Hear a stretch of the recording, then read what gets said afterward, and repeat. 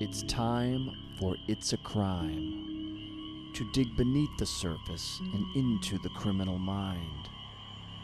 These are stories of people who aren't who we thought they were. People who turned to the dark side and chose betrayal and bloodshed. Your host, Margaret McLean, is a former prosecutor and author of true crime mystery. This is her world. Welcome to It's a Crime. I'm your host, Margaret McLean. This case is about Anna Walshe, who vanished on New Year's Day 2023. But before we start, I'm going to say up front that I don't just tell a story that anybody can put together online. I get hands-on. I was a prosecutor, so I reach out to my contacts in the field like homicide detectives, forensic investigators, arson guys, and more. You're in for a special treat. We'll be going on a field trip to a police canine training center because there was a massive ground search in this case.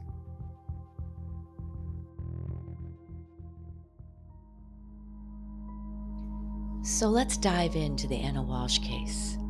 I'm telling you, this one has so many bizarre twists, and the layers, as I peel them back, they become a shade darker and darker until I'm telling you they become downright sinister. So first of all, who is Anna Walshe? Well, here's some pictures. Wow, look at her. She's so beautiful. I mean, she's got style.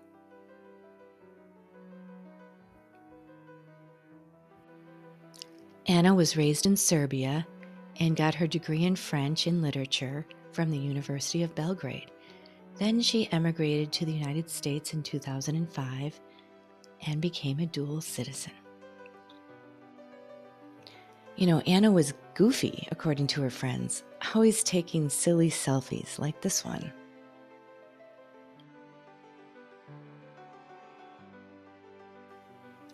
And Anna had a lot of friends.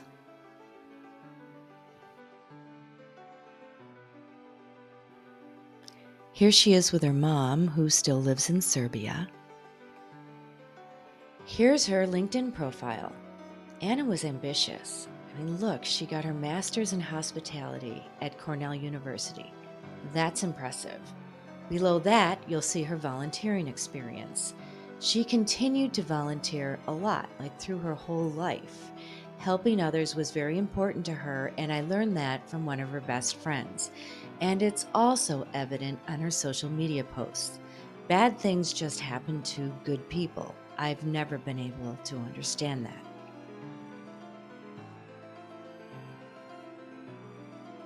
So Anna thrived in the hospitality business. I mean, here's her LinkedIn profile again. She worked at the Taj and the Newberry in Boston. Both are very upscale hotels. And she was director of operations for the Mutlu Group. Now that's a successful Boston real estate company. And then she landed a really great job with Tishman Speyer in Washington, D.C. And that's the last job she had before she went missing.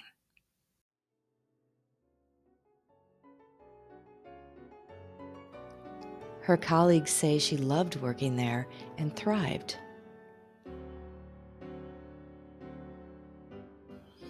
So what about Anna's personal life? Well, back in 2008, she worked at the Wheatley Hotel in Lenox, Massachusetts.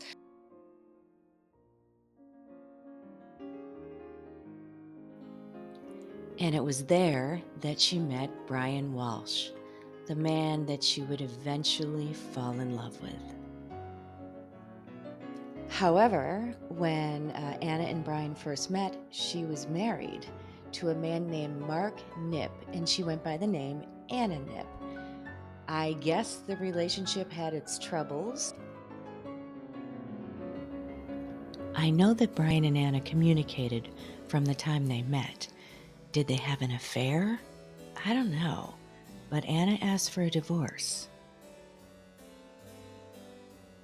But as soon as the divorce papers were finalized, she began dating Brian, and friends say she was smitten with him. And of course, he was smitten with her as well. I think maybe for Anna, Brian provided more. He took her on amazing trips. They dined at fancy restaurants. I'd say it was a very romantic relationship. And finally, Brian proposed, and they got married in 2015 in Boston at Les Balliers, a very fancy French restaurant. There's Anna in her beautiful gown before the ceremony. Here's some in the church. Here they are in Boston's public garden. What a gorgeous spot for taking pictures, right?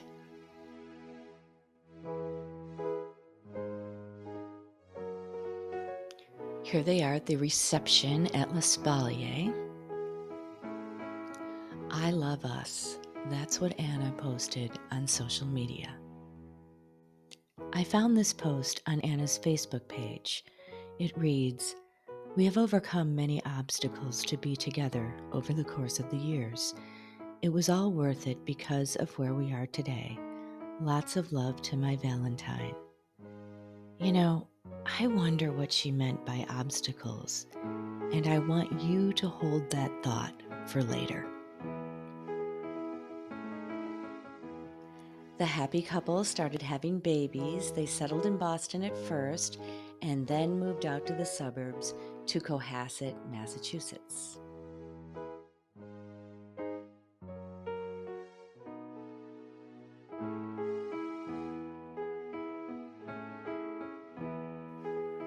What a happy-looking family. Anna loved her boys. She took so many pictures and videos, and this one, I blurred their faces for privacy.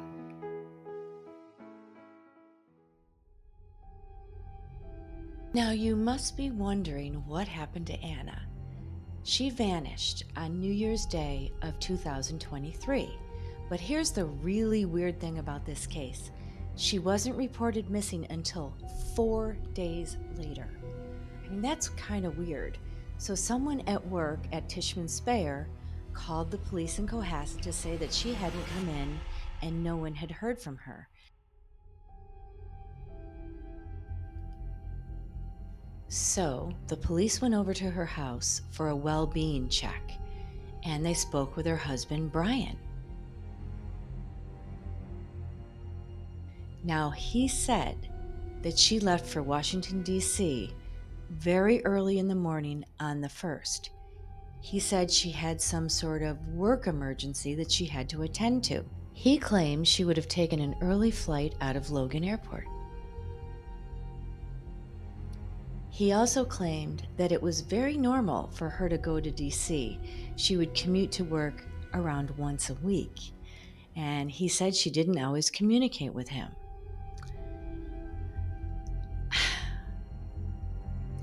Do you guys buy that? I mean, I'm a mom. I'm telling you, I would be calling my kids every day. I mean, her kids are adorable, those 3 little boys. Don't you think she'd be FaceTiming with them at bedtime? And she had no calls or texts to her husband either, or her friends. Absolutely nothing. So if you called her phone, it would go directly to voicemail. I mean, she always posted on Facebook and Instagram, all that stuff. She was cyber silent. It's like she suddenly went off the grid. That's what I found suspicious from the beginning.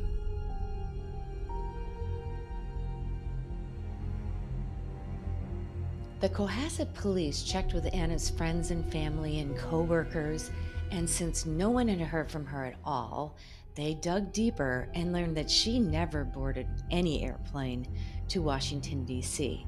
So they called into the state police and began a ground search. And, you know, I live not too far away in the next town over. I remember that day. The helicopter was circling and circling and circling. Finally, I got up and drove down the street, And let me tell you, it was quite a scene. They set up a command center in the Stop and Shop parking lot of all places. That's where I go to shop. Police came to assist from all the neighboring towns, and the media came in droves. They also had a helicopter from the State Police Air Wing, along with 3 canine search teams. They also performed sector searches of the wooded area near the Walshe home.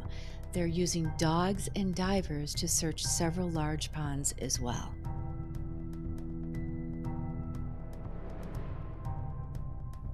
They even drained the Walshe's swimming pool. This wooded area that I'm showing here is about a quarter mile from Anna's house. If she's out there, how will the canines find her, and how will they do it? As promised, we're going on a field trip to learn how these dogs do their job. This is Sergeant Bobby DeLito and his dog, Kilo.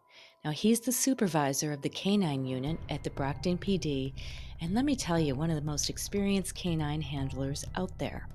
Because I wanted to be hands-on in the Anna Walshe case, I was super lucky to be invited to attend one of their canine trainings. And these are the stars of the show, Kilo and Hawk. Next, you'll see Kilo working in the field. Bobby explained that every time your foot steps on a surface, it could be anything, grass, leaves, dirt, it creates ground disturbance. So underneath your foot, it leaves a human odor that dogs like Kilo can track. Next, we're off to the training center. Hawk will be training to find a suspect who's hiding somewhere in the building. And by the way, the suspect is referred to as the decoy. This is Jimmy, and he is the decoy. Yes, decoy. And he's hiding in the bite suit. Yep. I think this is like one of the biggest bite suits that like they have. Storage room. All right, way back there. Should be good. It should be good. There's Hawk. I probably shouldn't be calling him. Am I allowed to come that way? Yes, absolutely.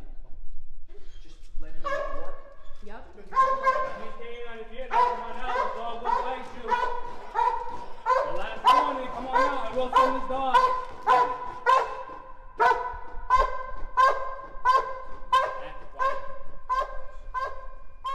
But you can come out of his door, you'll be alright. Right here? Yeah. So what's he doing now? He's just checking to see if Jimmy hit it. Originally. I'm sure you noticed that before they let Hawk go, they let him bark. Well, that was to warn the suspect. I mean, think about it. If you just committed an assault or a robbery and you're hiding, wouldn't that bark scare the hell out of you? He's also checking the entire area for the safety of the police officers.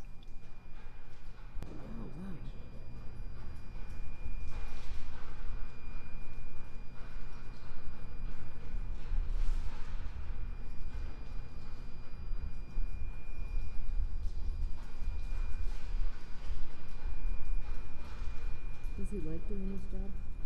You can tell. Yeah.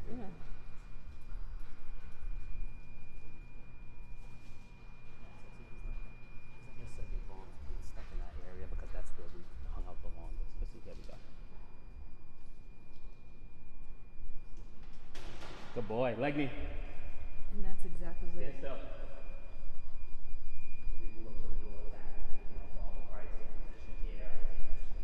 Yeah, so this would be a whole tactical approach with the dog. We come up, we cover, give another command. Sir, if you're in there, come on out. I'm gonna send this dog in. He will find you and bite you. He doesn't respond. Come on now, I'm gonna send this dog in to get you. Watch yourself, Jimmy. Watch yourself. Bust. Yeah, let me see your hands. Let me see your hands. Keep your hands back to see him. Stop biting my dog. Good boy. Yeah. Good boy, buddy. Bust. Stop biting that dog. So as you can see, Bob can pat him down. Bob can touch the dog. All type of stuff. He's locked in on the bite. He's not gonna come off. Good boy. Bust. Yeah. Good boy, buddy. Bust. Good boy. Come on out this way. So normally we would keep him on the bite until we could find somewhere to secure him safely, like probably outside. Cuffed down. Wow. So they really keep him right on the bite. Yes. And these dogs are trained to bite and hold. So unless that person rips out of the mouth or anything like that, you're gonna have, at best, 4 puncture wounds and some bruising. Oh, yeah, I would say so. Boy, hands up.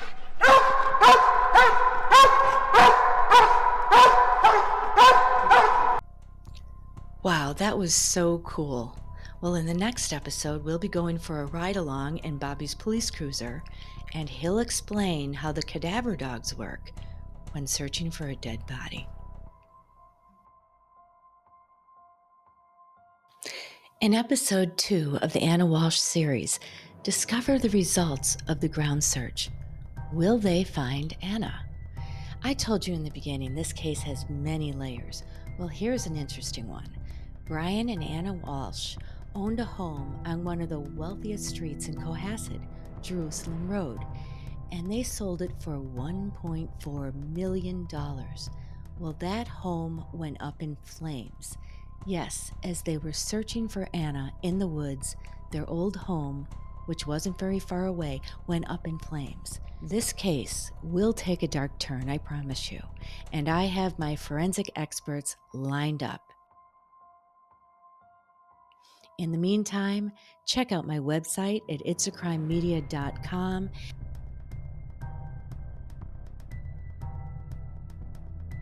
and my podcast at It's a Crime with Margaret McLean.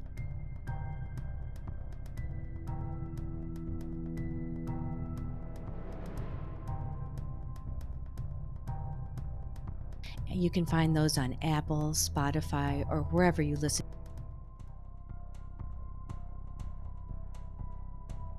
And please subscribe to my YouTube channel.